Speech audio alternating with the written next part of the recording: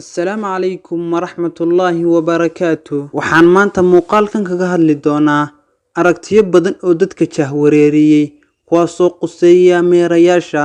Haddaba waxay dadka qaar aaminsan yihiin inay wareegto cadceedu halka qaar ay aaminsan yihiin inuu dhulku wareego. Haddaba waxaan maanta ku kala dhigdhigi doonaa muuqaalkan. Fadlan daawasho wacan, hana hilmaamin inaad muuqaalka like saartid. Waxaan marka hore idinla wadaagi doonaa aragtiyaha ay aaminsan yihiin dadka aan aaminsanayn diinta Islaamku.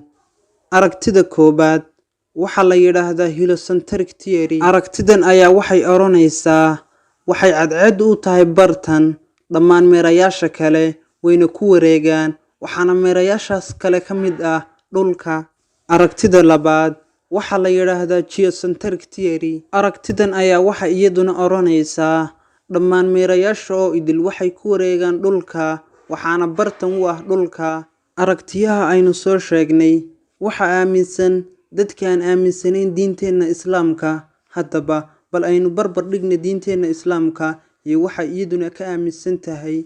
Haddaba diinteena Islaamku waxay aaminsan tahay inay cadceedu wareegto balse uuna dhulku wareegin, waxayna waafaqsan tahay aragtida la yiraahdo geocentric theory. Aragtidan aan hore idinku soo sheegay taasoo oranaysa dhulku waa dhex, dhammaan meerayaashuna way ku wareegaan. Waxaana kaaga filan aayadani والشمس تجري لمستقر لها ذلك تقدير العزيز العليم. aayadan ayaana tilmaamaysa inay tahay cadceedu mid wareegta, Allana subxaanahu wa tacaala unoo sakhiray balse una dhulku wareegin.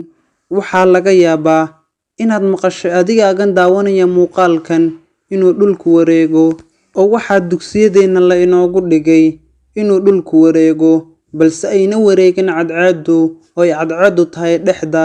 Waana aragti ay inta badan buunbuuniyaan reer galbeedku, waxayna yidhaahdaan dhulku wuxuu sameeyaa laba wareeg uu ku sameeyo udub-dhexaadkiisa, waxaana loo yaqaanaa rotation, waxaana ka dhasha habeenka iyo maalinta, iyo wareeg uu ku wareego cadceedda, waxaana ka dhasha afarta xilli.